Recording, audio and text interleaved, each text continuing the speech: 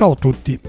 L'idea di realizzare un video su quali e quanti controlli effettuare su una chitarra usata che si desidera acquistare è nata nel momento stesso in cui un carissimo amico, dopo avermi confessato di aver acquistato questa chitarra perché è innamorato del suo look, mi chiede di valutare se si è trattato di un buon acquisto oppure se era incappato in una di quelle che a volte il cuore ci spinge a fare, perché se esiste un errore quando si acquista una chitarra usata, questo è senz'altro dettato dal fatto di non aver utilizzato a sufficienza la testa e di aver messo mano al portafoglio solo perché spinti da un'emozione piuttosto che da un ragionamento.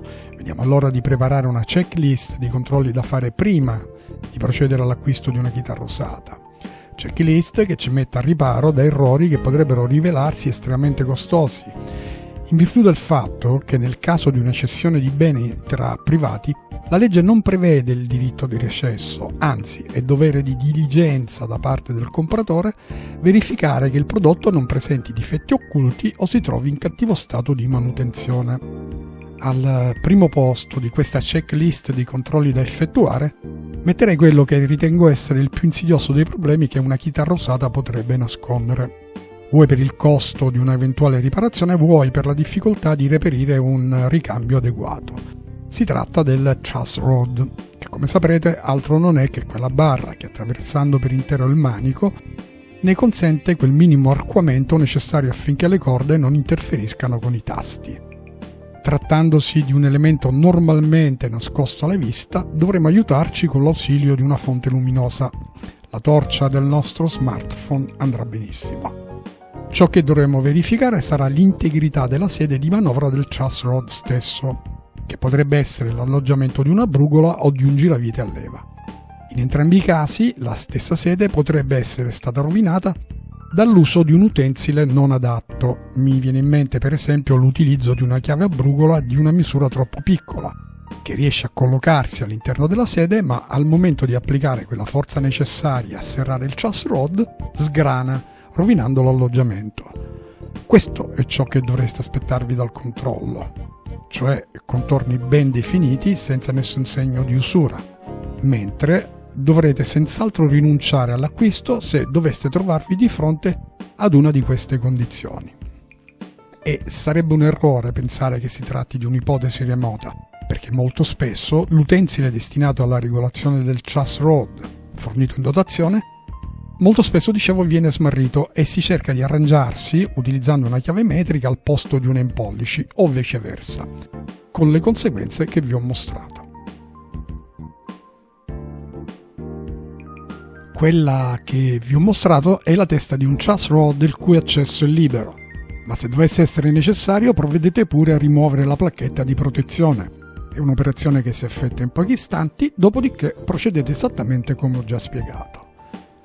Il secondo controllo da effettuare sul truss rod implicherà l'uso dell'utensile adeguato alla sua manovra, proprio per evitare di danneggiarlo. Ciò che dovremo fare sarà serrare per un quarto di giro l'asta per controllare che la sezione filettata posta sull'altro capo non sia spanata. Anche questa ipotesi non è affatto improbabile ed accade quando si tenta la manovra del truss rod con le corde montate ed in tensione, specialmente se le corde stesse sono di una scalatura importante. Si tende a forzare più di quanto la filettatura non regga ed ecco servito il disastro. A controllo ultimato e verificato che il filetto regge, riportiamo pure il truss rod nella posizione precedente. Il prossimo controllo da effettuare riguarderà le meccaniche, che, per quanto possano apparire robuste, in realtà risultano soggette anch'esse ad usura. E, nel caso di meccaniche sigillate, eventuali problemi resterebbero nascosti all'interno dell'involucro, invisibili all'occhio, pronti a manifestarsi quando meno ce lo aspetteremmo. Il sistema che adotto io per controllare che il gruppo trasmissione cremagliere e vite senza fine non sgrani consiste nell'accordare un tono sopra una corda alla volta, in maniera tale che un'usura eventualmente presente si manifesti. L'eventuale presenza di un'anomalia con conseguente necessità di sostituire una o più meccaniche in questo caso non precluderà l'acquisto della chitarra, ma vi metterà nelle condizioni di poter chiedere uno sconto necessario per la riparazione e sostituzione. Mi raccomando di tirare una sola corda alla volta per evitare di stressare il manico.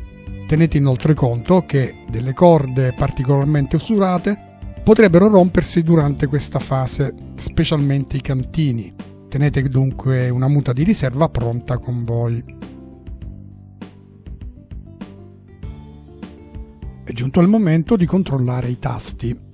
Anche se sono sicuro che occhi ed unghia dell'indice hanno già verificato che i tasti della chitarra che intendete acquistare non presentino eccessiva usura, c'è un piccolo ulteriore controllo da eseguire che vi metterà a riparo da lavorazioni costose. Consiste nella verifica dell'altezza residua dei tasti rispetto alla tastiera, perché se è vero che un tasto può non apparire consumato, è altrettanto vero che potrebbe essere stato già rettificato. Questo significa che il margine di consumo residuo, prima che i tasti vadano sostituiti, si è notevolmente ridotto, a scapito di quella che io ritengo essere una delle più invasive riparazioni che una chitarra può subire, soprattutto se i tasti originali presentavano un overbinding o una sovraverniciatura trasparente come Fender sulle proprie tastiere in acero. Infatti, a sostituzione avvenuta dei tasti, intendo, le probabilità che restino intatte la overbinding e la sovraverniciatura sono veramente poche, e se vi eravate abituati al contatto della vernice anziché del metallo del tasto, sentirete veramente molto la differenza. Come fare a stabilire l'altezza che un tasto deve possedere rispetto alla tastiera dipende dalla tipologia di tasto che quella particolare chitarra monta. In genere il costruttore specifica che tipo di tasto ha montato. Tuttavia, un'altezza residua inferiore al millimetro è sempre da ritenersi sospetta perché, nella stragrande maggioranza dei casi, l'altezza più comune dei tasti varia da 1 mm dei tasti vintage a 1,32 mm dei tasti Jumbo High. La tabella che vi mostro riassume le altezze dei tasti più comuni in uso presso i costruttori. Se vi state chiedendo come fare ad apprezzare quei pochi decimi di millimetro che fanno la differenza tra un tasto sano ed uno usurato, vi state ponendo la domanda corretta. Dal momento che l'occhio umano non è in grado di vedere e quindi di apprezzare sotto il decimo di millimetro, dovremo farci aiutare da un calibro provvisto della stina per la misurazione della profondità. Quello che vi mostro è un calibro centesimale in fibra di carbonio, quindi immune alle dilatazioni che la temperatura eserciterebbe ai metalli, ed andrà usato in questa maniera, insistendo sui tasti che ritenete possano essere stati soggetti a consumo. Quelli che vi mostro sono tasti da ritenersi senz'altro usurati. Le gole che si sono create sono perfettamente visibili ad occhio nudo e non necessitano di ulteriori controlli strumentali. Il consiglio è di rinunciare all'acquisto o di ottenere uno sconto pari almeno al costo della riparazione. Proseguiamo adesso i nostri controlli passando alla verifica della funzionalità dell'elettronica. Chiedete sempre all'eventuale venditore se ha la possibilità di collegare la chitarra ad un amplificatore. Nell'eventualità non possa accontentarvi, perché magari a causa della distanza che vi separa lo scambio avverrebbe in un'area di servizio o sull'autostrada, non dimenticate di portare con voi un ampli alimentato a batteria oppure un mini amplificatore come questo corredato da delle cuffiette. Quest'ultima soluzione è quella che preferisco perché ci consentirà, oltre che il test funzionale dei pick-up e dello switch che andrà provato in tutte le posizioni, ci consentirà anche di scovare eventuali frusci provenienti dai potenziometri durante la loro manovra. Provate quindi uno per uno tutti i componenti della catena, compresa la solidità della presa jack che spesso è lasca nella sua sede. Se tutto è in ordine e non ci sono ronzii preoccupanti, direi che potremmo passare al controllo dell'integrità fisica della componentistica. Per fare questo però occorrerà il consenso di chi vende, in quanto sarà necessario sfilare i pick-up dalla sede o sollevare il battipenna che li alloggia. Lo scopo è quello di evitare di trovarsi, per esempio, con un pick-up di bell'aspetto in superficie che nasconde sull'altra faccia questo che vedete. E non pensate che si tratti di fantasie, perché è ciò che mi è personalmente capitato qualche chitarra addietro. Quindi occhi ben aperti, perché un pick-up in queste condizioni magari sembra funzionare, ma sicuramente non come dovrebbe. causa di qualche spira dell'avvolgimento in cortocircuito, pronta a trasformarsi dopo qualche tempo in un blackout audio completo. Un'altra condizione che potreste trovarvi davanti potrebbe essere quella di un cablaggio realizzato male, e per male intendo con saldature fredde, fili spellati, componenti deteriorati perché surriscaldati durante le saldature. E nel caso particolare di uno strumento costoso perché realmente vintage, ricordate che manterrà il suo valore solo se tutta la componentistica è rimasta originale.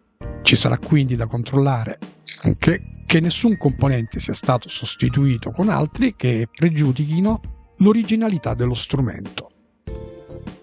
Seguiamo con i nostri controlli andando ad occuparci del punto di intersezione tra il manico ed il body. Per motivi di solidità e trasmissione della risonanza tra i due componenti, i costruttori alloggiano il manico nella sede del body con qualche centesimo di interferenza, il che significa che il tallone del manico è più largo della sede di qualche centesimo di millimetro, nulla che non possa permetterne il montaggio, ma a causa dei diversi coefficienti di dilatazione legati alla temperatura ed all'umidità del microclima a cui è stata esposta la chitarra, oppure meno frequentemente per eventi meccanici come potrebbe essere la forza che la leva costituita dal manico esercita sul body, potremmo trovarci davanti ad incrinature nei pressi del punto di contatto, incrinature che, se hanno interessato solo la verniciatura, non avranno ragione di preoccuparci, diverso invece se si è trattato di una chitarra particolarmente sfortunata che ha esteso la crepa al body. Attenzione quindi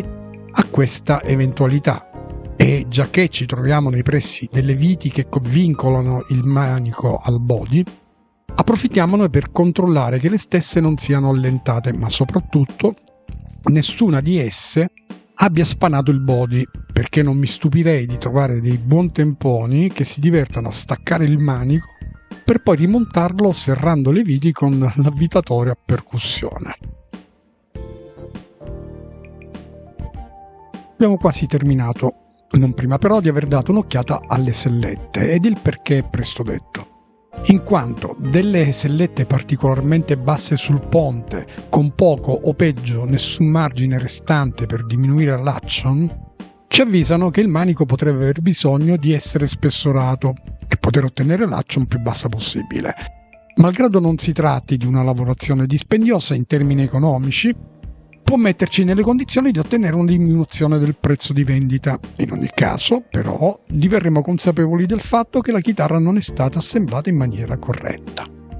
Per ultimo, non ci resta che dare un'occhiata ai vani posteriori, se posseduti dalla chitarra, quelli che alloggiano il tremolo, lo switch, la batteria dei pick-up attivi se presenti, giusto per controllare che al loro interno tutto sia in ordine, compreso lo sversamento di alcali da una batteria tenuta scarica per troppo tempo nel suo alloggio, oppure per la presenza di ossidazioni generiche che di certo non gioverebbero alla durata delle molle o delle viti interne.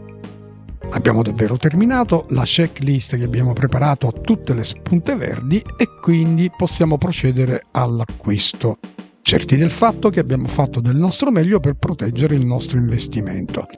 Nel salutarvi vi anticipo già adesso che rivedremo presto questa chitarra per ben 2 volte ancora. La prima riguarderà l'upgrade dell'humbucker al ponte con relativa elettronica. Infatti, al contrario del single coil del manico, questo pick-up non suona adeguatamente, ma per ragioni qualitative e non perché sia intervenuto nulla che lo abbia rovinato. La seconda volta che rivedrete questa chitarra sarà per il suo setup, che colmerà il vuoto relativo al settaggio delle Telecaster che mi avete già chiesto in tanti. Ciao ancora ed a presto!